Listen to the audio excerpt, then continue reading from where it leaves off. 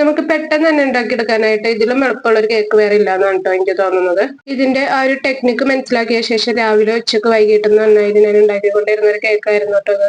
പലതരം ചേരുവയിലേക്ക് എല്ലാ കൂട്ടുകാർക്കും സ്വാഗതം. ഈ ഒരു റെസിപ്പിയുടെ പേര് മൈസൂർ പാക്ക് എന്നാട്ടോ. ഒരു സംഭവം ഉണ്ടാക്കാനും പിന്നെ സെറ്റ് ചെയ്യാനും പിന്നെ അത് പൊട്ടിക്കാനൊക്കെ ഒരു പ്രത്യേക രസമാട്ടോ. എല്ലാവരും ഒന്ന് ട്രൈ ചെയ്ത് നോക്കണേ. ഇനി നമുക്ക് സംഭവം എങ്ങനെ സെറ്റ് ആക്കാന്ന് നോക്കാം. 1.5 കപ്പ് കടലമാവാണ് എടുത്തിട്ടുള്ളത്. ഈ ഒരു റെസിപ്പിക്ക് വേണ്ടി കടലമാവ് എടുക്കുമ്പോൾ അത്യാവശ്യം നല്ല ക്വാളിറ്റിയുടെ കടലമാവ് തന്നെ എടുക്കണേ. നമ്മൾ ലൂസായി കിട്ടുന്നൊന്നും എടുക്കണ്ട. പാക്കറ്റിൽ വാങ്ങിക്കാൻ കിട്ടുമല്ലോ അത്യാവശ്യം നല്ല ക്വാളിറ്റിയുടെ, അത് തന്നെ എടുക്കണേ. തിളച്ചെടുക്കുന്ന ഷുഗർ സിറപ്പിലേക്ക് 3 പ്രാവശ്യമായിട്ട് ഇട്ടാട്ടോ നമുക്കിത് മിക്സ് ചെയ്യേണ്ടത്. അപ്പൊ ഇടാനുള്ള എളുപ്പത്തിന് 3ആയിട്ട് ഡിവൈഡ് ചെയ്ത് വെക്കാം. കടലമാവ് എടുത്ത സെയിം അളവിൽ തന്നെ നമുക്ക് പഞ്ചസാര വേണം. 1.5 കപ്പ് പഞ്ചസാര ഞാനിവിടെ എടുത്ത് വെച്ചിട്ടുണ്ട്. 1.5 കപ്പ് തന്നെ നെയ്യും ഇതിലേക്ക് വേണം കേട്ടോ. ഞാനിവിടെ 1 കപ്പ് എടുത്തിട്ടുള്ളൂ. 1/2 കപ്പ് വെജിറ്റബിൾ ഓയിലാണ് എടുത്തിട്ടുള്ളത്. അപ്പൊ നിങ്ങൾക്ക് വേണമെന്നുണ്ടെങ്കിൽ ഗീ തന്നെ 1.5 കപ്പ് എടുക്കുക, അല്ലെങ്കിൽ ഞാൻ എടുത്ത പോലെ 1/2 കപ്പ് വെജിറ്റബിൾ ഓയിലും 1 കപ്പ് ഗീ ആയിട്ട് എടുക്കാം. നമ്മൾ ഈ സംഭവം റെഡിയാക്കിയ ശേഷം പെട്ടെന്ന് തന്നെ സെറ്റ് ആക്കണം കേട്ടോ. അപ്പൊ സെറ്റ് ആക്കാൻ പറ്റിയ പാത്രമൊക്കെ ആദ്യം തന്നെ ഗീ തേച്ച് എടുത്ത് വെക്കാം. സെറ്റ് ചെയ്യാൻ വേണ്ടിയിട്ട് കേക്ക് ടിന്നോ അല്ലെങ്കിൽ നമ്മുടെ ചോറ് പാത്രമോ അല്ലെങ്കിൽ മൈക്രോവേവ് സപ്പോർട്ട് ആയിട്ടുള്ള പ്ലാസ്റ്റിക് ആയിരിക്കണം കേട്ടോ. പ്ലാസ്റ്റിക് ആണ് എടുക്കണമെങ്കിൽ. എല്ലാ സംഭവങ്ങളും ഞാനിവിടെ സെറ്റാക്കി വെച്ചിട്ടുണ്ട്. ഓയിൽ ആദ്യം തന്നെ ഒരു ചട്ടിയിലേക്ക് ഒഴിച്ചെടുക്കാം. ഏറ്റവും ചെറിയ അടുപ്പില് ചെറിയ തീയിലാട്ടോ ഓയിൽ ചൂടാക്കാൻ വെച്ചിട്ടുള്ളത്. പ്രിപ്പറേഷന്റെ ലാസ്റ്റ് ഭാഗത്താണ് തിളച്ച ഓയിൽ നമുക്ക് ആവശ്യമായിട്ട് വരാം. അതുകൊണ്ട് ചെറിയ തീയിൽ അവിടെ ചൂടാവാനായിട്ട് ഇട്ടാൽ മതി. ഇനി പ്രിപ്പറേഷൻസ് തുടങ്ങാം കേട്ടോ. കട്ടിയുള്ള ഒരു പാത്രം അടുപ്പത്ത് വയ്ക്കുക. അതിലേക്ക് 1/4 കപ്പ് വെള്ളം ഒഴിച്ചു കൊടുക്കാം കേട്ടോ. പഞ്ചസാരയുടെ പകുതി വെള്ളം. അതിലേക്ക് 1.5 കപ്പ് പഞ്ചസാര നമ്മൾ എടുത്തു വെച്ചത് ഇട്ട് കൊടുക്കാം.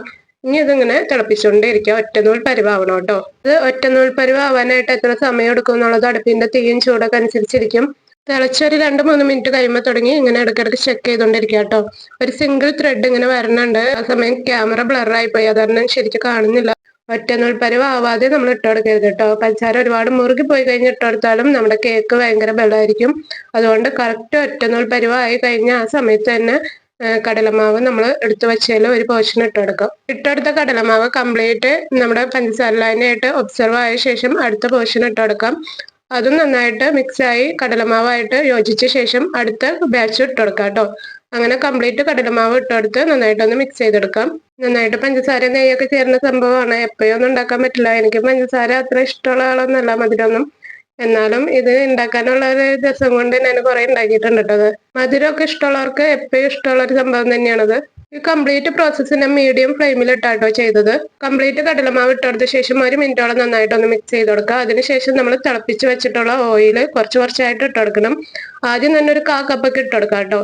തിളപ്പിച്ച് വെച്ച ഓയിലല്ല കേട്ടോ, നന്നായിട്ട് തിളച്ചുകൊണ്ടിരിക്കുന്ന ഓയിലാണേ. മറ്റൊരടുപ്പില് അത് ചൂടായിക്കൊണ്ടിരിക്കുകയാണ്. നന്നായിട്ട് തിളച്ചെടുക്കുന്ന ഓയിൽ തന്നെ ഇതിലേക്ക് ഒഴിച്ചു കൊടുക്കണം. സോറി, ഓയിലല്ല, ഗീ ആട്ടോ. ആദ്യത്തില് പെട്ടെന്ന് തന്നെ ഗീ അങ്ങ് അബ്സോർബ് ആവും കേട്ടോ. ഗീ കംപ്ലീറ്റ് അബ്സോർബ് ആയ ശേഷം വീണ്ടും ഒഴിച്ചു കൊടുക്കുക. ആദ്യം ഒരു 3-4 പ്രാവശ്യം 1/4 കപ്പ് വെച്ച് ഗീ ഒഴിച്ചു കൊടുക്കുക. അതിനുശേഷം നമ്മൾ നോക്കി നോക്കി 1 സ്പൂണോ 1 ടേബിൾ സ്പൂൺ 2 ടേബിൾ സ്പൂൺ വെച്ചൊക്കെ ഒഴിച്ചു കൊടുക്കണം. ഗീ എടുക്കാണ്ടാവും. ഗീ അതിലേക്ക് ആദ്യത്തിലൊക്കെ നമുക്ക് ചെയ്യുമ്പോൾ അറിയാൻ പറ്റും. പറയുമ്പോൾ നിങ്ങൾക്ക് അത്ര മനസ്സിലാവില്ല.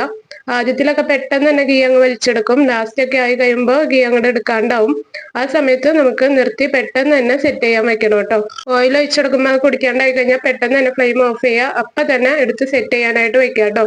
കുറെ കഴിഞ്ഞിട്ടുണ്ടെന്നുണ്ടെങ്കിൽ കട്ട പിടിച്ചൊക്കെ പോകും. അതുകൊണ്ട് പെട്ടെന്ന് തന്നെ ചൂടൻ തന്നെ എടുത്ത് ഇതിലേക്ക് വയ്ക്കുക. അതുകൊണ്ട് ആദ്യം തന്നെ ഒക്കെ സെറ്റ് ചെയ്തൊക്കെ വെച്ചേക്കുക. ഒരു 10 മിനിറ്റ് കഴിയുമ്പോൾ ഇതുപോലെ ഒന്ന് കട്ട് ചെയ്ത് വെക്കാം കേട്ടോ. അതിനുശേഷം 1 മണിക്കൂർ കഴിയുമ്പോൾ ഇങ്ങനെ റീമോൾഡ് ചെയ്തെടുക്കാം. കട്ട് ചെയ്ത് വെക്കണം എന്തിനാന്ന് വെച്ചിട്ടുണ്ടെന്നുണ്ടെങ്കിൽ ആ ഒരു ഷേപ്പിൽ ഇങ്ങനെ കട്ട് ചെയ്ത് പോരാൻ വേണ്ടിയിട്ടാണ്. അല്ലാതെ നമ്മൾ ഒടിക്കുമ്പോൾ പല ആകൃതിയിലായി ഒടിച്ചു വരുമല്ലോ. ലൈക്ക് ചെയ്യാത്തവര് വേഗം തന്നെ ഇപ്പൊ ഒരു ലൈക്ക് അടിക്കട്ടോ. Thank you.